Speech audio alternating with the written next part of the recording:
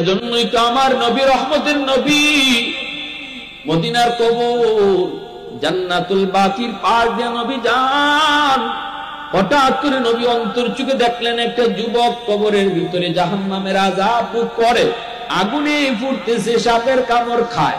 আর মা তো আছে। নবীজি সাহাবায়ে কেরামকে বলেন, সাহাবীরা অল্প সময়ের জন্য দাঁড়াও, একটু হাত উঠাও, আল্লাহ আমারে এই কবরের আযাব দেখায়া দিছে।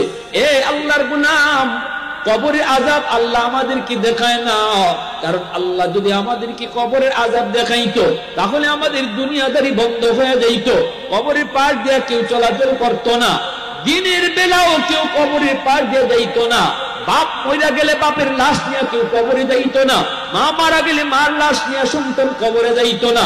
যদি কবরের আযাব আল্লাহ মানুষে দেখাইতো, বাড়িঘর কবরের আশেপাশে কেউ বানাইতো না। চোখে দেখা যায় কবর, এত দূরের ভিতরে কেউ বাড়ি বানাইতো না, দুনিয়ার নিজাম বন্ধ হয়ে যাইতো।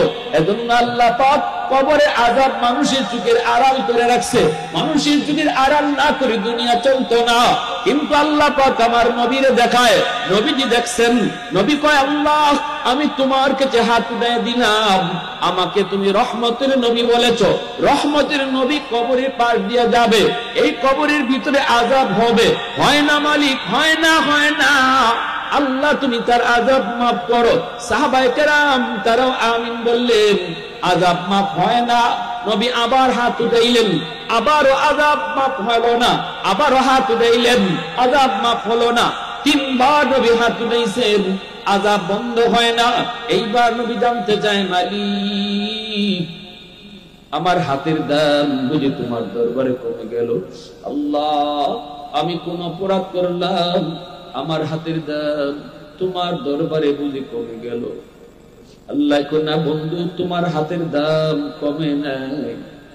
এই যুবকের মা এখনো দুনিয়ায় জীবিত, মার কলিজায় বড় ব্যথা।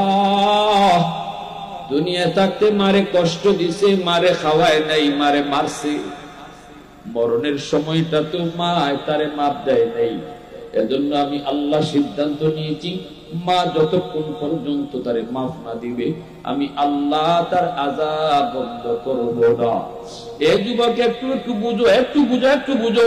এই যুবকের জন্য সুপারিশ করেছেন স্বয়ং নবী। সুবহানাল্লাহ। আমার নবীর সুপারিশটা আল্লাহ পাক কবুল করে নাই। অতএব মার কলিজায়, বাবার কলিজায় ব্যথা দিয়া আব্দুল কাদের জিলানী একজন নয়, দুইজন নয়, তিনজন নয়, 1000 আব্দুল কাদের জিলানী ঘরে আইনা যদি তুমি দাওয়াত খাওয়াও, তারপরেও কিন্তু আল্লাহ রাজি হবে না তোমার উপর। যদি